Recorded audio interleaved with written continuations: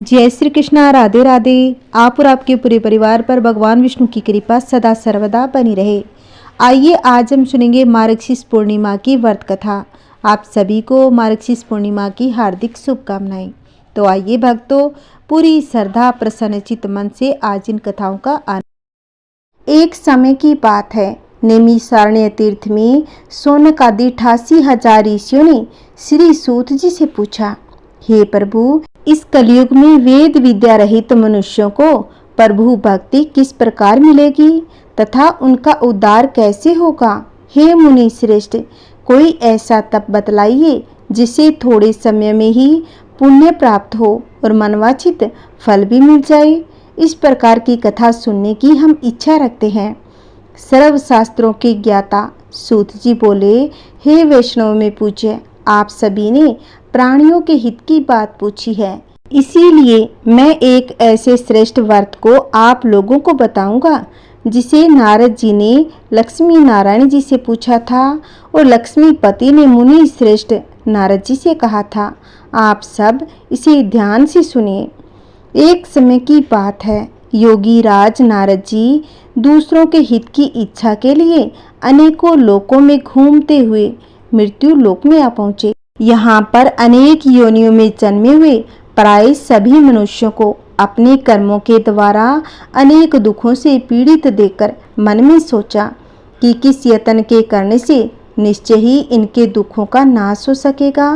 नारद ऐसा मन में सोचकर विष्णु लोक को गए। वहाँ श्वेत वर्ण और 4 भुजाओं वाले देवों के इस नारायण को, जिसके हाथों में शंख चक्र गदा और पद्म थे तथा वरमाला पहने हुए थे, देखकर स्तुति करने लगे। हे भगवान, आप अत्यंत शक्ति से संपन्न है, मन तथा वाणी भी आपको नहीं पा सकती। आपका आदि मध्य और अंत नहीं है। निर्गुण स्वरूप सृष्टि के कारण भूत व भक्तों के दुखों को नष्ट करने वाले हो, आपको मेरा नमस्कार है। नारद जी से इस प्रकार की स्तुति सुनकर विष्णु भगवान बोले कि हे मुनि श्रेष्ठ, आपके मन में क्या है? आपका यहाँ किस काम के लिए आगमन हुआ है? निसंकोच कहो। तब नारद मुनि बोले, मृत्यु लोक में सब मनुष्य जो अनेक योनियों में पैदा हुए हैं, अपने कर्मों के द्वारा अनेक प्रकार के दुखों से दुखी हो रहे हैं। हे नाथ, मुझ पर दया रखते हो तो बतलाइए कि उन मनुष्यों के सब दुख थोड़े ही प्रयत्न से ही कैसे दूर हो सकते हैं। श्री भगवान जी बोले, हे नारद, मनुष्यों की भलाई के लिए तुमने बहुत ही अच्छी बात पूछी है। जिस व्रत के करने से मनुष्य मोह से छूट जाता है, मैं वह कहता हूँ, सुनो। बहुत पुण्य देने वाला, स्वर्ग तथा मनुष्य लोक दोनों में दुर्लभ एक उत्तम व्रत है। आज मैं प्रेमवश होकर तुमसे कहता हूँ। सत्यनारायण का यह व्रत अच्छी तरह विधि विधान पूर्वक करके मनुष्य जीवन पर्यंत यहाँ सुख भोगकर मरने पर मोक्ष को प्राप्त होता है। श्री भगवान के वचन सुनकर नारद मुनि बोले, उस व्रत का क्या फल है, क्या विधान है, किसने यह व्रत किया था और किस दिन यह व्रत करना चाहिए, विस्तार से बताइए। भगवान बोले, दुख शोक आदि को दूर करने वाला, धन धान्य को बढ़ाने वाला, सौभाग्य तथा संतान को देने वाला, यह व्रत सब स्थानों पर विजय करने वाला है। भक्ति और श्रद्धा के साथ किसी भी दिन मनुष्य श्री सत्यनारायण भगवान की शाम के समय ब्राह्मणों और बंधुओं बांधवों के साथ धर्मपरायण होकर पूजा करे। भक्ति भाव से नैवेद्य केले का फल, घी, दूध और गेहूं का चूर्ण सवाया ले। गेहूं के अभाव में साठी का चूर्ण, शक्कर तथा गुड़ ले और सब भक्षण योग्य पदार्थ जमा करके भगवान को अर्पण कर दें तथा बंधुओं सहित ब्राह्मणों को भोजन कराएं। उसके बाद स्वयं भोजन ग्रहण करें। नृत्य गीत आदि का आचरण कर सत्यनारायण भगवान को स्मरण करते हुए समय व्यतीत करें। इस तरह व्रत करने पर मनुष्यों की सभी इच्छाएं निश्चय रूप से पूरी हो जाती है। विशेषकर कली काल में भूमि पर यही मोक्ष का सरल उपाय है। इसी प्रसंग में श्री सूत जी बोले, हे ऋषियों, जिन्होंने पहले समय में इस व्रत को किया है, उनका वृतांत कहता हूँ, ध्यान से सुनो। सुंदर काशीपुरी नगरी में अति निर्धन ब्राह्मण रहता था। वह भूख और प्यास से बेचैन हुआ नित्य ही पृथ्वी पर घूमता था। ब्राह्मणों से प्रेम करने वाले भगवान ने ब्राह्मण को दुखी देखकर बूढ़े ब्राह्मण का रूप धरकर उसके पास जाकर आदर के साथ पूछा, हे वीरप, नित्य दुखी हुआ पृथ्वी पर क्यों घूमता है? हे श्रेष्ठ ब्राह्मण, यह सब मुझसे कहो, मैं सुनना चाहता हूँ। ब्राह्मण बोला, मैं बहुत निर्धन ब्राह्मण हूँ, भिक्षा के लिए पृथ्वी पर फिरता हूँ। हे भगवान, यदि आप इसका उपाय जानते हो तो कृपा कर कहो। वृद्ध ब्राह्मण बोला कि सत्यनारायण भगवान मनवांछित फल को देने वाला है, इसीलिए हे ब्राह्मण, तू उनका पूजन कर, जिसके करने से मनुष्य सब दुखों से मुक्त हो जाता है। ब्राह्मण को व्रत का सारा विधान बतलाकर बूढ़े ब्राह्मण का रूप धारण करने वाले सत्यनारायण भगवान अंतर्ध्यान हो गए। जिस व्रत को वृद्ध ब्राह्मण ने बतलाया था, मैं उसको अवश्य करूँगा। यह निश्चय करने पर उस ब्राह्मण को नींद नहीं आई। वह सुबह ही उठ सत्यनारायण के व्रत का निश्चय कर भिक्षा के लिए चला। उस दिन उसको भिक्षा में बहुत सा धन मिला, जिससे बंधु बांधवों के साथ उसने श्री सत्यनारायण का व्रत किया। उसके करने से वह ब्राह्मण सब दुखों से छूटकर अनेक प्रकार की संपत्तियों से युक्त हुआ। उस समय से वह ब्राह्मण हर मास व्रत करने लगा। इस तरह सत्यनारायण भगवान के व्रत को जो करेगा, सब पापों से छूटकर मोक्ष को प्राप्त होगा। आगे जो पृथ्वी पर सत्यनारायण भगवान का व्रत करेगा, वह मनुष्य सब दुखों से छूट जाएगा। इस तरह नारद जी ने सत्यनारायण का कहा हुआ यह व्रत तुमसे कहा। हे ब्राह्मण, अब मैं और क्या कहूँ? ऋषि बोले, हे मुनिवर, संसार में इस ब्राह्मण से सुनकर किस किस ने इस व्रत को किया, हम सब सुनना चाहते हैं। इसके लिए हमारे मन में श्रद्धा का भाव है। सूत जी बोले, हे मुनियों, जिस जिसने इस व्रत को किया है वह सब सुनो। एक समय वह ब्राह्मण धन और ऐश्वर्य के अनुसार बंधु बांधवों के साथ व्रत करने को तैयार हो गया। उसी समय एक लकड़ी बेचने वाला बूढ़ा आदमी आया और बाहर लकड़ियों को रखकर ब्राह्मण के मकान में गया। प्यास से दुखी लकड़हारा उनको व्रत करते देखकर ब्राह्मण को नमस्कार करके पूछने लगा कि आप यह क्या कर रहे हैं और इसके करने से क्या फल मिलता है? कृपा करके मुझसे कहो। ब्राह्मण ने कहा, सब मनोकामनाओं को पूरा करने वाला यह सत्यनारायण भगवान का व्रत है। इसकी कृपा से मेरे यहाँ धन धान्य आदि की वृद्धि हुई है। ब्राह्मण से व्रत के बारे में जानकर लकड़हारा बहुत प्रसन्न हो गया और चरना अमृत ले और प्रसाद खाने के बाद अपने घर को आया। लकड़हारे ने मन में इस प्रकार का संकल्प किया कि आज गांव में लकड़ी बेचने से जो धन मिलेगा, उसी से सत्यनारायण देव का उत्तम व्रत करूँगा। यह मन में विचार कर वह बूढ़ा लकड़हारा लकड़ियाँ अपने सिर पर रखकर जिस नगर में धनवान लोग रहते थे, वह ऐसे सुंदर नगर में गया। उस दिन वहाँ पर बूढ़े को उन लकड़ियों का दाम पहले दिनों से चौगुना मिला। तब वह बूढ़ा लकड़हारा दाम ले और अति प्रसन्न होकर पक्के केले की फली, शक्कर, घी, दूध, दही और गेहूं का चूर्ण इत्यादि सत्यनारायण भगवान के व्रत की कुल सामग्रियों को लेकर अपने घर को गया। फिर उसने अपने भाइयों को बुलाकर विधि के साथ भगवान का पूजन और व्रत किया। उस व्रत के प्रभाव से बूढ़ा लकड़हारा धन धान्य पुत्र आदि से युक्त हुआ और संसार के समस्त सुख भोगकर बैकुंठ को चला गया। श्री सूत जी बोले, हे मुनि श्रेष्ठ, अब मैं आगे की कथा कहता हूँ। प्राचीन काल में उल्का मुख नाम का एक महान ज्ञानी राजा था। वह जितेंद्रिय और सत्य वक्ता था।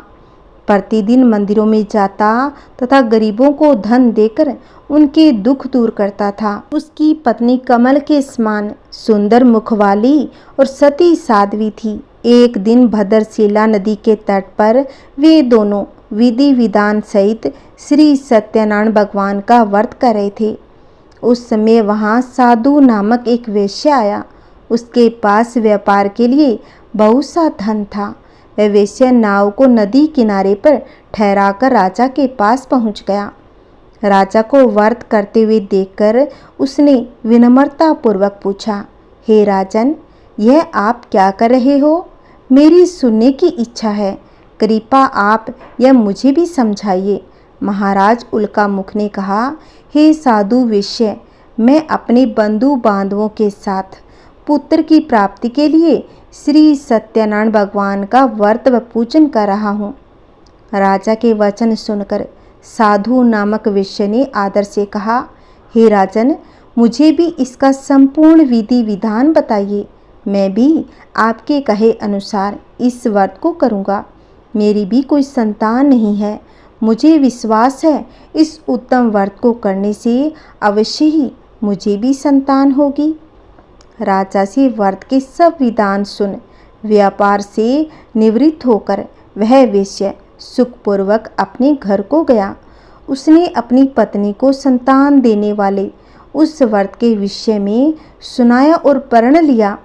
जब मेरी संतान होगी तब मैं इस व्रत को करूँगा। वेश्या ने यह वचन अपनी पत्नी लीलावती से भी कहे। एक दिन उसकी पत्नी लीलावती श्री सत्यनारायण भगवान की कृपा से गर्भवती हो गई। 10वें महीने में उसने एक अति सुंदर कन्या को जन्म दिया। दिनों दिन वह कन्या इस तरह बढ़ने लगी जैसे शुक्ल पक्ष का चंद्रमा बढ़ता है। कन्या का नाम उन्होंने कलावती रखा। तब लीलावती ने मीठे शब्दों में अपने पति को याद दिलाया कि आपने जो भगवान का व्रत करने का संकल्प लिया था, अब आप उसे पूरा कीजिए।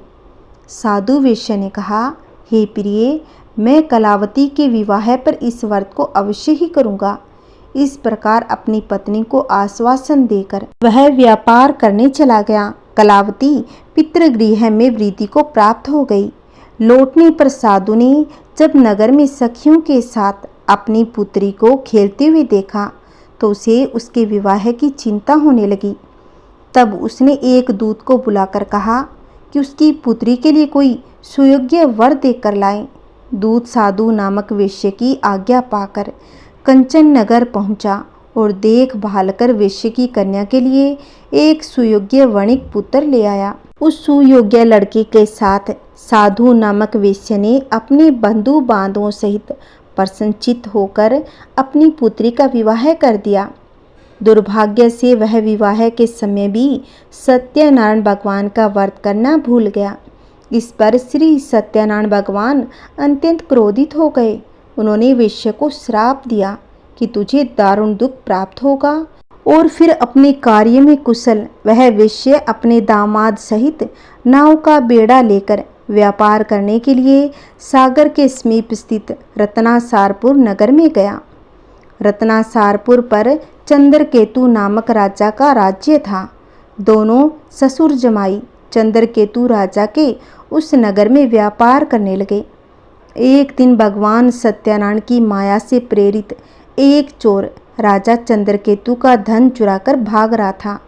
राजा के दूतों को अपने पीछे तेजी से आते देखकर चोर ने घबराकर राजा के धन को वेश्या की नाव में चुपचाप रख दिया, जहां वे ससुर जमाई ठहरे हुए थे, और भाग गया। जब दूतों ने उस वेश्या के पास राजा के धन को रखा देखा तो उन्होंने उन ससुर दामाद को ही चोर समझ लिया। वे उन ससुर दामाद को दोनों को बांध कर ले गए और राजा के समीप जाकर बोले, आपका धन चुराने वाले को हम दोनों चोरों को पकड़कर लाए हैं, देखकर आज्ञा दें। तब राजा ने बिना उस वेश्या की बात सुने उन्हें कारागार में डलवाने की आज्ञा दे दी। इस प्रकार राजा की आज्ञा से उनको कारावास में डाल दिया गया तथा उनका सारा धन भी छीन लिया गया। श्री सत्यनारायण भगवान के श्राप के कारण उस वेश्या की पत्नी लीलावती व उसकी पुत्री कलावती भी घर पर बहुत दुखी रहने लगी। उनका सारा धन चोर चुरा ले गए। मानसिक व शारीरिक पीड़ा तथा भूख प्यास से अति दुखी हो भोजन की आस में कलावती एक ब्राह्मण के घर गई। उसने ब्राह्मण को श्री सत्यनारायण भगवान का व्रत विधि पूर्वक करते हुए देखा। उसने कथा सुनी तथा श्रद्धापूर्वक प्रसाद ग्रहण कर रात को घर आ गई। माता ने कलावती से पूछा, हे पुत्री, तू अब तक कहाँ रही? मैं तेरे लिए बहुत चिंतित थी। माता के शब्द सुन कलावती बोली, हे माता, मैंने एक ब्राह्मण के घर श्री सत्यनारायण भगवान का व्रत होते देखा और मेरी भी उस उत्तम व्रत को करने की इच्छा है। माता ने कन्या के वचन सुनकर सत्यनारायण भगवान के पूजन की तैयारी शुरू कर दी। उसने बंधुओं सहित श्री सत्यनारायण भगवान का पूजन व व्रत किया और वर मांगा कि मेरे पति और दामाद शीघ्र ही घर लौट आएं। साथ ही विनती की कि हे प्रभु, अगर हमसे कोई भूल हो गई हो तो हम सबका अपराध क्षमा करो। श्री सत्यनारायण भगवान इस व्रत से प्रसन्न हो गए। उन्होंने राजा चंद्रकेतु को स्वप्न में दर्शन देकर कहा, हे राजन, जिन दोनों वेश्यों को तुमने बंदी बना रखा है वे दोनों निर्दोष हैं, उन्हें प्रातः ही छोड़ दो। उनका सब धन जो तुमने लिया है उन्हें लौटा दो, अन्यथा मैं तुम्हारा राज्य, धन, पुत्र आदि सब नष्ट कर दूंगा। राजा से ऐसे वचन कहकर भगवान अंतर्ध्यान हो गए और फिर प्रातःकाल राजा चंद्रकेतु ने दरबार में सबको अपना स्वप्न सुनाया और सैनिकों को आज्ञा दी कि दोनों वेश्यों को कैद से मुक्त कर दरबार में ले आएं। दोनों ने आते ही राजा को प्रणाम किया।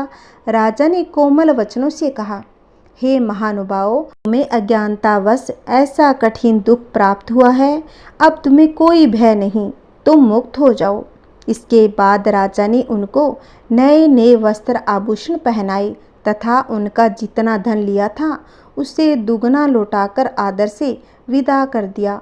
दोनों वेश्य अपने घर को चल दिए। सूत जी ने आगे कहा, वेश्य ने यात्रा आरंभ की और अपने नगर को चला। उनके थोड़ी दूर आगे बढ़ने पर दंडी वेशधारी श्री सत्यनारायण भगवान ने उसकी परीक्षा लेने हेतु उससे पूछा, हे वेश्य, तेरी नाव में क्या है? अभिमानी वणिक हंसता हुआ बोला, हे दंडी, आप क्यों पूछते हो? क्या धन लेने की कामना है? मेरी नाव में तो बेल के पत्ते भरे हैं। वैश्य के ऐसे वचन सुनकर दंडी वेशधारी श्री सत्यनारायण भगवान बोले, तुम्हारा वचन सत्य हो। ऐसा कहकर वे वहाँ से चले गए और कुछ दूर जाकर समुद्र के तट पर बैठ गए।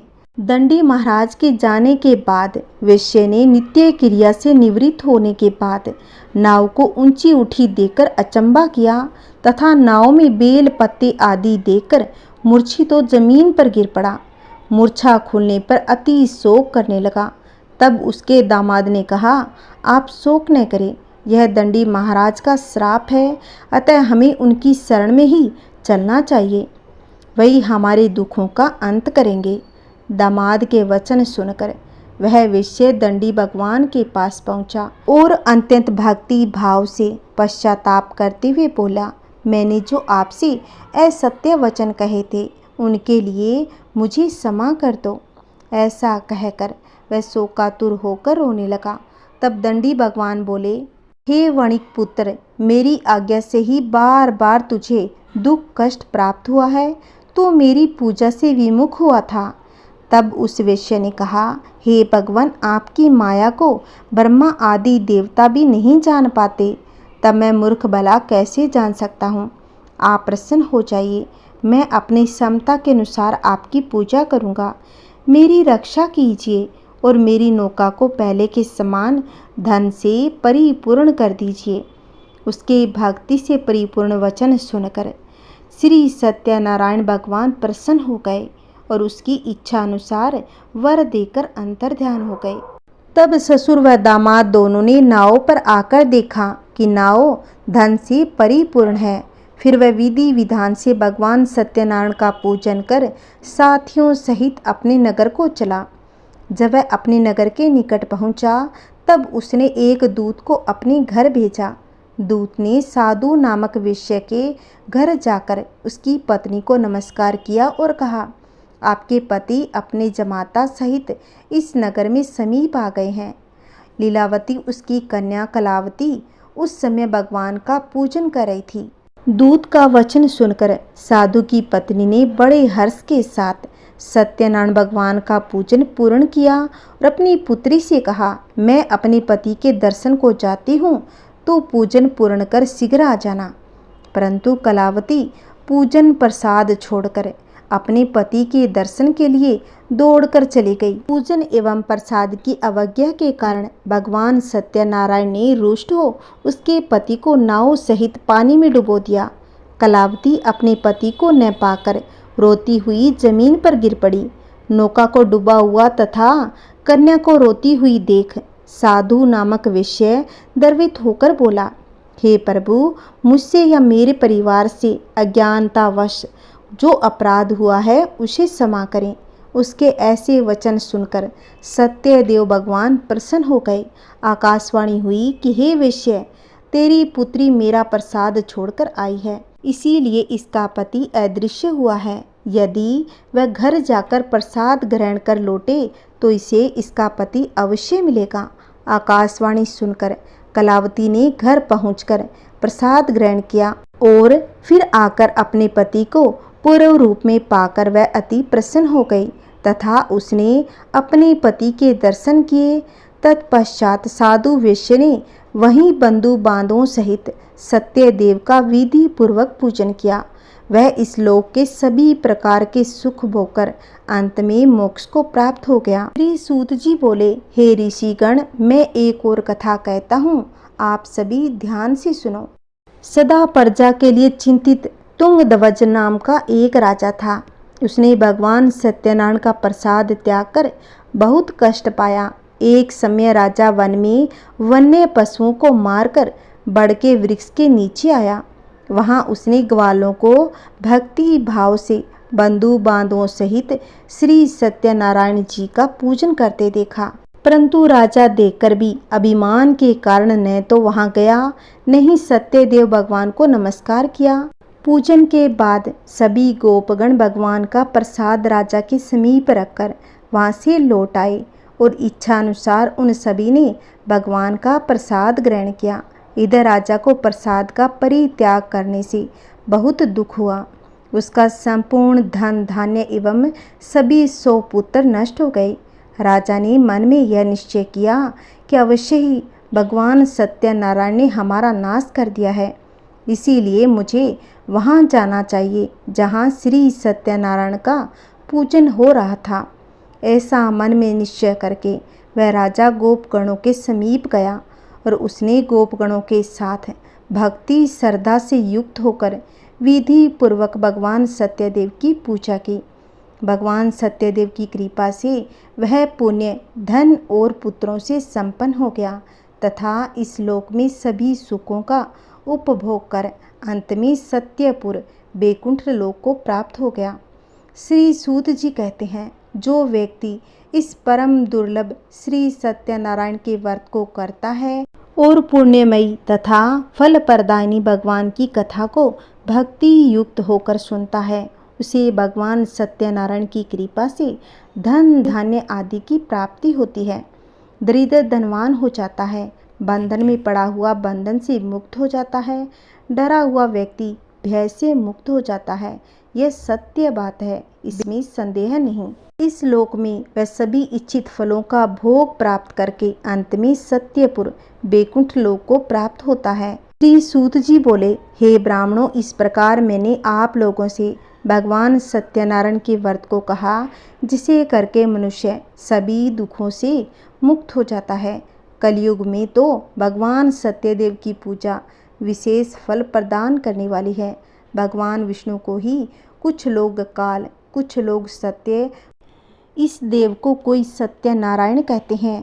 ये अनेक रूप धारण करते हैं, ये सभी मनोरथों को पूर्ण करते हैं। ये सनातन कलयुग में सत्य देव के रूप में अवतरित होंगे। श्रेष्ठ मुनियों, जो मनुष्य नित्य इसका पठन या श्रवण करता है, भगवान सत्यनारायण की कृपा से उसके सभी दुख कलेश दूर हो जाते हैं। बोलिए श्री सत्यनारायण भगवान की जय।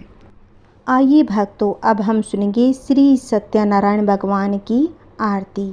जय लक्ष्मी रमणा स्वामी, जय लक्ष्मी रमणा, सत्यनारायण स्वामी, सत्यनारायण स्वामी जनिपातक हरणा। जय लक्ष्मी रमणा। रतन जड़ित सिंहासन अद्भुत छवि राजे। स्वामी अद्भुत छवि राजे। नारद करत निरांजन, नारद करत निरंजन, घंटावन बाजे। जय लक्ष्मी रमणा। परकट भय कलि कारण, द्विज को दर्श दियो। प्रभु द्विज को दर्श दियो। बूढ़ो ब्राह्मण बन करे, बूढ़ो ब्राह्मण बन करे, कंचन महल कियो। जय लक्ष्मी रमणा। दुर्बल भील कठारो, जिन पर कृपा करी। प्रभु जिन पर कृपा करी। चंद्रचूड़ एक राजा, इनकी विपत्ति हरी। जय लक्ष्मी रमणा। वेश्य मनोरथ पायो, श्रद्धा तज दिन ही। प्रभु श्रद्धा तज दिन ही। सो फल भोग्यो प्रभु जी, सो फल भोग्यो प्रभु जी, फिर स्तुति कीनी। जय लक्ष्मी रमणा। भाव भक्ति के कारण, छिन छिन रूप धर्यो। प्रभु छिन छिन रूप धर्यो। श्रद्धा धारण किन्ही, श्रद्धा धारण किन्ही, तिनको काज सरो। जय जय लक्ष्मी रमणा।